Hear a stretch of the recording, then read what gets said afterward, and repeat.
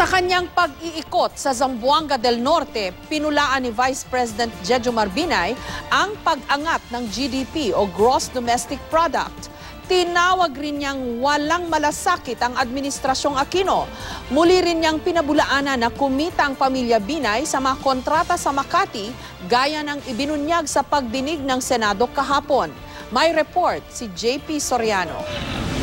Paglabag pa lang ni Vice President Jejomar Binay sa airport ng Zamboanga del Norte, game siyang nakipag-selfie sa mga tao doon. Humarap din si Binay sa mga residente ng bayan ng Katipunan kung saan pinulaan niya ang ibinalita ng NEDA na umangat sa 5.6% ang Gross Domestic Product o GDP mula 5% noong first quarter. Maganda raw ang GDP. Maganda. Lagi na lamang yung GDP hindi makakain yun. Kayo mismo ay mga buhay na saksi na ang kagutuman ay nandyan sa lahat ng lugar. Mga OFW na nakatutulong doon sa mga remittances nila. Aba, pinagbibintang ang mga smuggler pa. Ha? Yung mga nagnanakaw doon sa Bureau of Customs na container.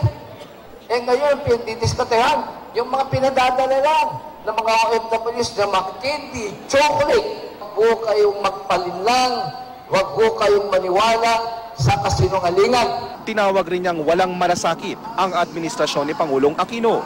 Binawasan pa ang budget para sa state universities and colleges. Tignan po ninyo kung anong klaseng administrasyon ito. Ang totoo, hindi ko nila nalulutas ang problema ng brownout, lalo-lalo na dito sa Mindanao. Sabi ng Malacanang, marami ng bagong power plant na magiging operational na sa Mindanao.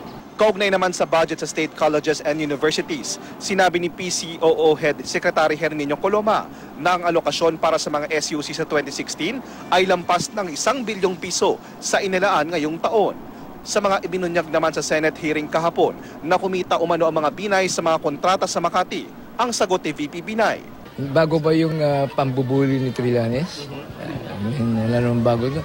Puros lawa yun, puros bintang. JP Soriano, GMA News.